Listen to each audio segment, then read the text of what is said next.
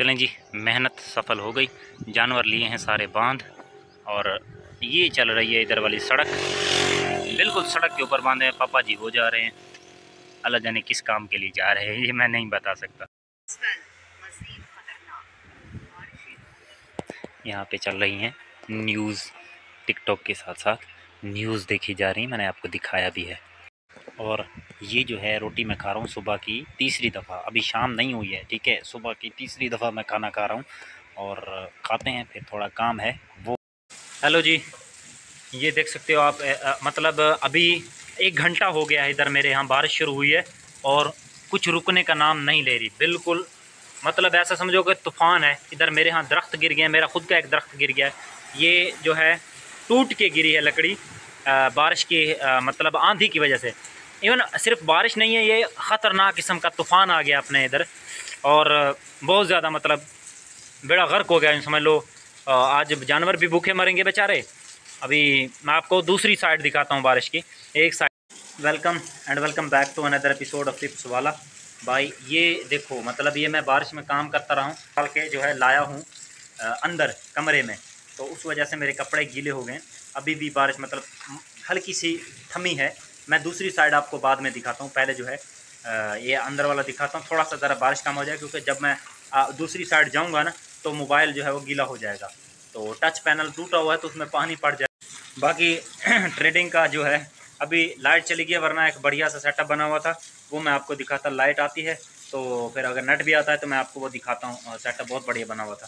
खैर फिलहाल बारिश देख लो भाई, आप इमेजिन नहीं कर सकते। पिछला वीडियो देखो और ये वीडियो देखो, ठीक है। उस वक्त यानी रोशनी थी, अभी अंधेरा पड़ रहा है। उसमें मेरा हाथ नज़र आ रहा था, अभी हाथ नहीं नज़र आ रहा, बिल्कुल अंधेरा हो गया है और बारिश अभी रुकने का नाम नहीं ले रही है। इतनी शदीद किस्म की बारिश है, मतलब कब से स्टार्ट हुई है, अभी नहीं रुकी भाई। अभी जाके बारिश जो है रुकी है। मैं एक साइड का आपको दिखा रहा हूँ, ये नज़र आ रहा है, ये सारा पानी खड़ा हुआ है, ठीक है। उसके अलावा ये गड्ढे जो थे ये सारे पानी से भर गए हैं। यहाँ पे एक दरख्त था हमारा छोटा सा, ये भी गिर गया है।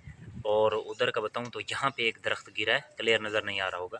और अभी आसमान जो है वो बिल्कुल साफ़ नहीं हुआ, यहाँ पर भी बादल वगैरह अभी हैं। तो ये सीन है। अभी इंटरनेट भी चला गया है, तो ट्रेड अपडेट मैं आपको कल दूंगा। यहाँ पे नज़र आ रहा है ये सारा टोटल पानी खड़ा हुआ है, ठीक है। उसके अलावा ये नीचे अगर आपको गौर से नज़र आए ना, ये सारा पानी भरा हुआ है, ठीक है। और उधर भी सारा पानी भरा हुआ है, ये जो जितनी फसलें हैं सारा क्लियर नज़र आता है कि पानी भरा हुआ है। यहाँ पे कच्चे इलाके हैं, तो कच्ची जगहों पे कुछ कुछ जो है ना, वो क्या कहते हैं, दीवारें वो भी गिरी हैं, गड्ढे पड़ गए हैं, दरख्त गिर गए हैं। तो ये आया है सीन। ये साउथ पंजाब का इलाका है। वहाँ पे आ रखा है अपना ट्रक, और ये जो छोटे छोटे जानवर है ना जो दूध नहीं देते, वो वाले जा रहे हैं रूही में, चोलिस्तान में। तो अभी इनको लादते हैं और रवाना करते हैं। उसके बाद लाद के उसके बाद मैं फिर आपको मिलता हूँ। भाई डाला निकल गया, मैं शॉट ले नहीं सका क्योंकि बिजी था ना। अभी जानवर लाद के भगा दिए सारे, ये 2-4 बचे हैं, इनको बांधते हैं, अभी फिर चलते हैं घर। डाला चल। सो जी, welcome back to another brand new vlog. यार खुशी ये है, जानवर कहें चले, ठीक है। अभी क्या करना है, अभी अपन को अपने दोनों चीज़ें, जैसे व्लॉग हो गया उसके अलावा ट्रेडिंग हो गया, दोनों पे फोकस करना है। ट्रेडिंग पे भी काम करना है और व्लॉगिंग पे भी काम करना है। कंसिस्टेंसी बनानी है दोनों चीज़ों में। और अब जैसा कि आपको पता है काम काफ़ी सारा ख़त्म हो गया, थोड़े से जानवर बचे हैं, तो उनका अपन ने क्या करना है, उनका ऐसे जल्दी जल्दी ख़त्म करके फिर जो है अपनी ट्रेडिंग करनी। तो अभी हम एनालिसिस करते हैं, देखते हैं कोई ट्रेड मिलता है। तो एक सेटअप बना हुआ था कल, तभी बारिश आ गई, वाईफाई चला गया। तो देखते हैं वो सेटअप प्ले हुआ नहीं हुआ, क्या होता है वो देखते हैं। गाइज यू कैन सी कि जो मैं बता रहा था सेटअप, वो मेरा सेटअप था ये वाला, ठीक है। ये फेयर वैल्यू गैप एंड उसके साथ स्विंग लेवल, ये वाला ग्रीन कलर का जो मार्क कर रखा है। वैसे तो ये सेटअप मिस हो गया है, लेकिन अगर मेरी एंट्री यहाँ पे बनती ना, तो वो एंट्री कुछ यूँ बनती, अभी भी मैं प्रॉफिट में बैठा होता 1:1 के, और मेरा एसएल भी ना कटा होता, ठीक है। मेरा एसएल अराउंड मैं 10 पिप्स का लगाता हूं, अगर मैं 9 to 9.8 पिप्स का भी रखता, क्योंकि यहाँ पे मुझे एक लेवल नज़र आ रहा होता है छोटा सा, इस वाली ग्रीन कैंडल के बाद बेरिश कैंडल, तो मैं यहाँ पे रखता 10 पिप्स का। तो यहाँ पे आप लोग देख सकते हो 1:2 के साथ अगर मैं चलता तो अभी भी मैं प्रॉफिट में होता। ये मेरी ट्रेड एग्जीक्यूट होती सुबह के वक्त, करीब यहाँ पर आज ही सुबह के वक्त 7:45 पे, जो कि मेरा बहुत प्यारा सेटअप होता है। और जब अभी 2 बज चुके हैं तो मैं इस ट्रेड को जो है कॉस्ट टू कॉस्ट कर देता। क्यों? क्योंकि 2 बजे के बाद मेरा सेटअप रिवर्स हो जाया करता है। मैं इसको यूँ कर देता, ठीक है, और इसको मैं छोड़ देता जैसे जो करना है करने देता। तो ये सीन होता अगर मैं ये ट्रेड लेता भी। लेकिन अभी जो है हम कुछ नहीं करते, इसको वैसे छोड़ देते हैं, जस्ट इसको चेक करते हैं कि हमारा सेटअप करता क्या है। कल जो है इसका मैं आपको अपडेट दूंगा कि ये सेटअप कहाँ तक गया।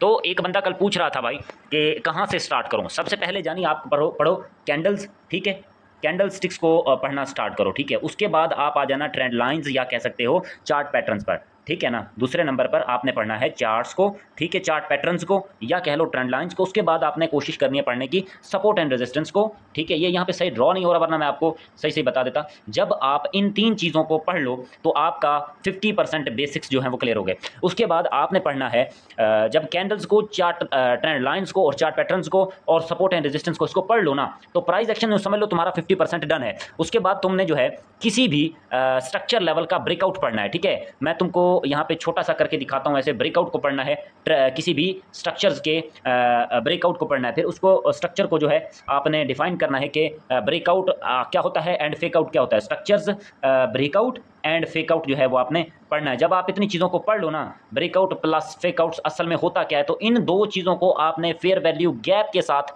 स्विंग लेवल्स को और फेयर वैल्यू गैप को मिला करके अपनी एक स्ट्रैटेजी बनानी है, जो अभी मैं प्रैक्टिस कर रहा हूँ। होप्स हो कि ये मेरी स्ट्रैटेजी अच्छी चल जाए तो मैं इसको रियल अकाउंट पे भी शिफ्ट करूँगा और आपको भी मैं ये स्ट्रैटेजी सिखाऊंगा। आपने बस इतना बेसिक्स को क्लियर करके रखना है। आप इन क्या कहते हैं 4 चीज़ों को पढ़ लो ना, तो आपका जो है 50% काम तो वैसे ही 50 to 60% काम तो वैसे ही डन हो गया। उसके बाद आपने पढ़ना है रिस्क मैनेजमेंट। रिस्क मैनेजमेंट आपने पढ़ना है इसके बाद, जब आपका ये 70% काम हो जाएगा, ठीक है। रिस्क मैनेजमेंट पढ़ना है। उसके बाद आता है आपका रिस्क मैनेज के अंदर ही आपकी आ जाएगा रिस्क टू रिवॉर्ड रेशो भी आ जाएगा इसमें, कि आपने उसको कैसा रखना है। Risk to reward ratio, R ratio भी इसके अंदर ही आपने पढ़ना है। कोशिश करना है इसके अंदर क्लियर करो ताकि आपको पता चले कितना रिस्क करना है, अगर कितना रिस्क करना है तो कितना प्रॉफिट लेना है, वो चीज़ इसके अंदर आपने पढ़नी है, ठीक है। Risk management. उसके बाद आपने पढ़ना है लास्ट में ट्रेडिंग साइकोलॉजी, जो आपको ट्रेड करने से आएगी। ट्रेडिंग साइकोलॉजी, पी से आता है साइकोलॉजी, तो ये आपने पढ़ना है